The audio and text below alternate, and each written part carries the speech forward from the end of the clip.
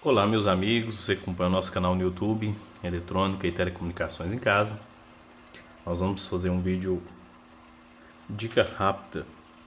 Eu espero que esse vídeo realmente seja breve, porque geralmente quando eu falo que o vídeo vai ser breve, sai com 20 minutos. Então, pessoal, eu tô com uma foto aqui de um amplificador de radiofrequência. Vocês vão observar o seguinte: ele tem alguns estágios. Aqui ele tem um filtro logo na entrada. Isso aqui é uma bobina, ela está em formato de chapa. Na verdade tem dois estágios com bobinas aí, ó. O indutor, eles são só chapas. Isso é uma técnica muito parecida com strip line, só que não é a bobina impressa. Aí fizeram de chapa. Aí as bobinas, os indutores são feitos de chapa. Por certo, então aqui nós temos um filtro que trabalha com altas frequências. A gente pode observar o seguinte: logo aqui na entrada nós temos aqui, ó, alimentação. Ela chega aqui, tem um capacitor de filtro. Deixa eu ver o que mais dá pra gente observar aqui.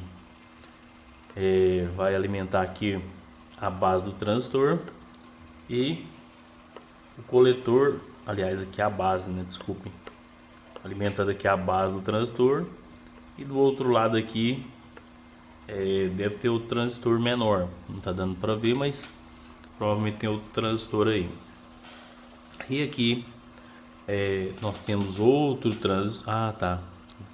Que é um trimpote. Está alimentando a base desse transistor, porque ele está no meio da blindagem ali. Então nós temos dois transistores amplificando aí a saída. Provavelmente isso é um PA, né, um amplificador de potência. E se eu não me engano, isso era de um transmissor de TV com aqueles transistores russos. Se eu não me engano, esse circuito eu salvei algumas fotos aleatórias na internet só para mostrar. Aqui tem outro circuito. Daqui a pouco eu conto para vocês o que tem de comum. Deixa eu diminuir um pouquinho. Aqui nós temos ou tetrapa ou um circuito integrado. Aqui nós temos a entrada. Aliás, entrada aqui, né? Entra, transistor, filtro, saída. Poucos miliwatts na saída. E o filtro aqui, os indutores são impressos. Aqui você tem logo na saída do transistor um filtro impresso, é um indutor impresso com um capacitor indo do indutor por terra, depois um indutor a certa distância, capacitor ground, e aqui a mesma coisa, um indutor, capacitor ground, saída no indutor. Também um filtro para altas frequências. Na verdade, isso aqui é um transmissor de TV na faixa de 23 centímetros, ATV, né? A faixa de radioamadorismo aí para TV em alguns países, como os Estados Unidos e Inglaterra, no Reino Unido, enfim. Tem alguns países que trabalham, né, com esse tipo com essa modalidade de amadorismo, de radioamadorismo, aí na faixa da transmissão de TV. E aqui é a mesma coisa, né? Você tem aqui o transistor, que é o mesmo circuito, outro transistor e os filtros. Aqui dá para ver um pouco melhor. Deixa eu aumentar um pouco a imagem. Deixa eu ver se dá para aumentar aqui sem perder o foco. Não vai dar para fazer muita coisa não, mas é basicamente isso daí. Deixa eu ver outro aqui. Daqui a pouco eu falo para vocês o que tem em comum em todos esses circuitos. Deixa eu diminuir um pouco aqui. Isso. Mesma coisa, amplificador de radiofrequência. Aqui nós temos provavelmente entrada, ajuste de bias. Aqui parece que tem dois transistores em push-pull. E assim sucessivamente, com transistor,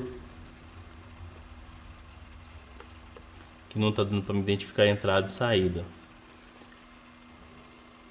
O filtro aqui também impresso, né? Aqui, ó.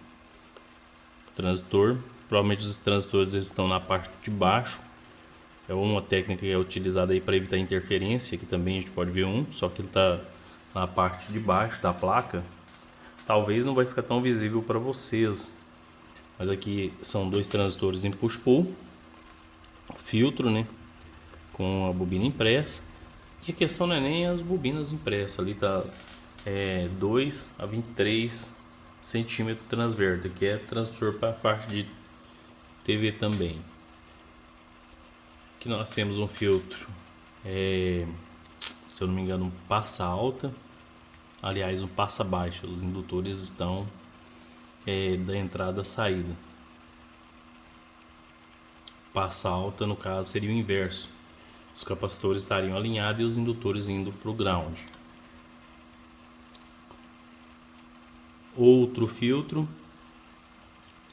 Aqui nós temos um amplificador de potência com o módulo híbrido. Aqui é o esquema, né? E aqui um transmissor de TV também para faixa de 23 centímetros. Não sei se vocês repararam aqui, ó, outro transmissor, só que esse daqui, se eu não me engano, ele utiliza um módulo PLL. Aí tem esse módulo, faz todo o controle. Se eu não me engano, isso aqui é o coração do circuito. Não tá dando para me identificar ali, né? Tô olhando pela câmera.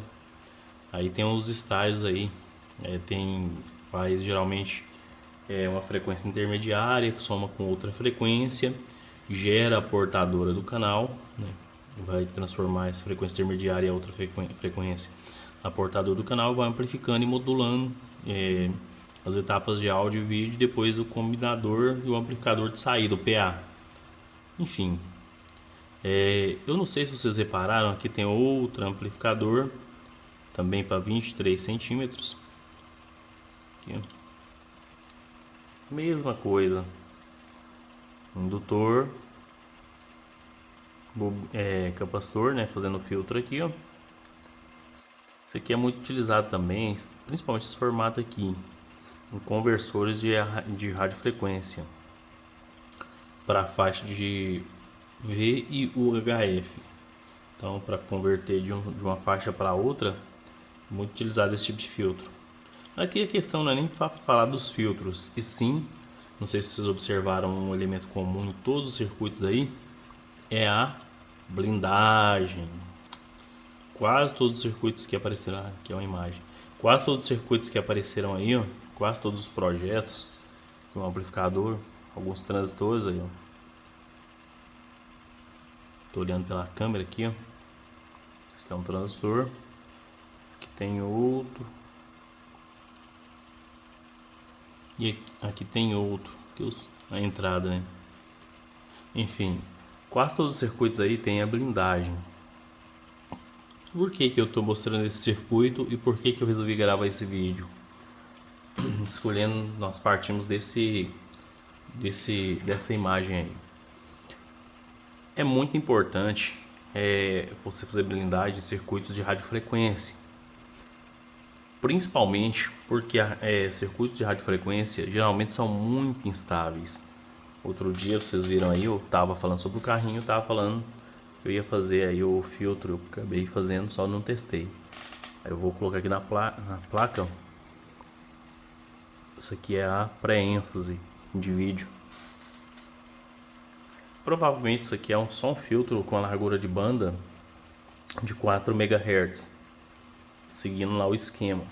E tem um de ênfase, que vai ter provavelmente quase que a mesma largura de banda, só a diferença é que o entalhe de um é a banda passante, né? Ele corta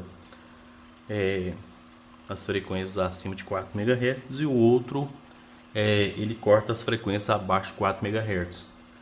Então você vai ter dois filtros aí, um de pré-ênfase e um de ênfase. Depois eu vou fazer alguns testes, se funcionar eu mostro para vocês. Mas a questão aqui é para falar sobre blindagem. E eu aproveitei, né, peguei aqui, ó, uma caixinha. Eu já tinha até utilizado ela em um projeto. Passei aquela tinta spray, que tem alguns enrugados, porque tinha soldado, né? Tinha feito algumas soldas aqui com cabeamento. Então passei aquela tinta spray. Deixa eu ver se solta aqui. Tá um pouco agarrado, pessoal. Mas tá tranquilo, eu já consegui tirar a tampa de um lado aqui, não precisa tirar do outro. Por que eu não bati a tinta spray aqui dentro? Porque provavelmente eu vou ter que soldar algum ponto na massa. E isso é muito importante. Circuitos de radiofrequência por si só já são muito instáveis. A maioria dos circuitos que vem a nível profissional, aqui a gente tem um BF 980, que era de um seletor de UHF. Não sei se vai pegar foco aí, a imagem não está 100%. Ele veio com a blindagem interna.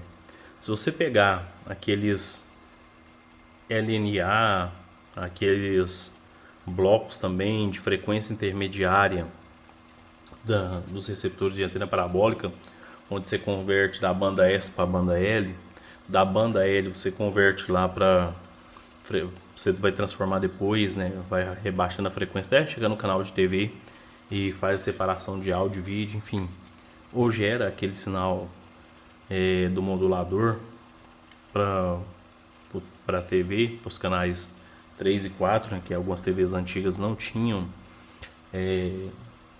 entrada de áudio e vídeo composto, então converti o sinal para radiofrequência, canal 3 e 4. Geralmente esses circuitos eles vêm com blindagem. Esse daqui, como eu tinha perdido a tampa, ele estava praticamente nessa situação aqui. Aí eu coloquei ele para tentar tirar um pouco da oxidação da ferrugem com vinagre e bicarbonato. Depois esfreguei com bombril bastante e não ficou 100%. Depois que eu consegui tirar um pouco da oxidação, depois que melhorou um pouco, aí eu fui aplicar a tinta spray, aquela tinta aqui está um pouco mais enrugado, né? Eu apliquei a tinta spray dos dois lados aí para conservar e para tentar parar aí a oxidação. E aqui estava um pouco melhor. Isso aqui estava guardado aqui na parte de dentro aqui da casa, então praticamente quase não sofreu dano. Aí a parte de baixo dele tá normal, sem bater a tinta spray. Agora aqui na lateral eu tive que bater a tinta spray, aquela prateada, né, para tentar parar um pouco da oxidação, que estava praticamente nesse estado aqui, ó, esse mesmo estado. Então, pessoal, é isso aí, né? A ideia aqui é mostrar para vocês, não na prática, mas em tese, que eu tenho alguns estágios de radiofrequência. Por ser um estágio de potência, ou dependendo do tipo de sinal que você vai trabalhar, se for num transmissor ou num receptor onde a frequência é crítica, principalmente em transmissores, né? Onde você já tem um sinal amplificando, às vezes quando é amplificador de baixa potência, coloca aquele ferrite bead, a gota de ferrite, ou um indutor tipo VK200 no fim dos terminais. Geralmente se utiliza algumas técnicas, por exemplo, se você tem um resistor, você costuma colocar a conta de ferrite tanto no pé do resistor. Aqui tem um circuito ali que tem, aqui, isso aqui, ó, ele tem uma gotas de ferrite aqui, ó, no pezinho do capacitor, para não servir de antena. Então os leads, né, do capacitor, dos resistores, os terminais aí, são bem curtos, o mais próximo da placa possível, para evitar o efeito aí de antena. E algumas técnicas, né, por exemplo, o espaçamento das trilhas para evitar capacitância parasita, largura das trilhas, formato das trilhas, posição das trilhas, para evitar aí indutâncias também, né? Você pode ter indutâncias somadas ao circuito. Por ser um circuito de radiofrequência, por exemplo, essa trilha aqui, ó, ela é bem mais fina do que a outra. Enfim, é uma série de técnicas, principalmente para cada faixa de frequência você vai projetar o circuito de um determinado jeito. Só que o mais importante é lembrar que tem uma gota de ferrite, que tem uma também passa na alimentação. Isso é para evitar que o sinal de RF que ele flua pela fonte de alimentação, desestabilizando o circuito. Então, você tem aí uma série de técnicas que auxiliam na montagem do projeto. E por se tratar de circuito de radiofrequência, pela instabilidade, tanto na parte de transmissão de áudio ou na transmissão de áudio e vídeo, ou sinais analógicos, mesmo no sinal digital, por exemplo, você tem a transmissão de TV digital agora, o amplificador de TV digital de potência é a mesma coisa do amplificador de TV analógica. A diferença está no tratamento que o sinal recebe até ele chegar no amplificador de potência, ou nos estágios intermediários, né? Você tem lá, por exemplo, uma série de circuitos com conversor analógico digital, enfim, uma série de processos. Alguns circuitos utilizam PLL para travamento de frequência, né? Ou DSP, que é o processamento digital de sinal, converte de analógico para digital, digital para analógico, enfim. Mas é muito importante você ter aí esse tipo de proteção contra possíveis ruídos, tanto internos, né, ou seja, ruídos gerados pelo próprio circuito, instabilidade gerada no próprio circuito, quanto externos, porque você pode receber aí pelos terminais aqui também sinais de radiofrequência de alguma fonte, né, por exemplo, da rede Wi-Fi. Você tem a rede Wi-Fi em casa, você tem